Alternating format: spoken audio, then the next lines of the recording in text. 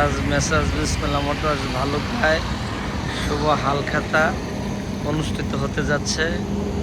আপনারা যারা বিসমিল্লাহ মোটরসের গ্রাহকবৃন্দ আছেন এবং আমাদের সাথে যারা সম্পৃক্ত আছেন, আমাদের সকল কাস্টমারবৃন্দ সকলকে আজকে আমাদের হালখাতা অনুষ্ঠানে সকলের জন্য দাওয়াত রইল।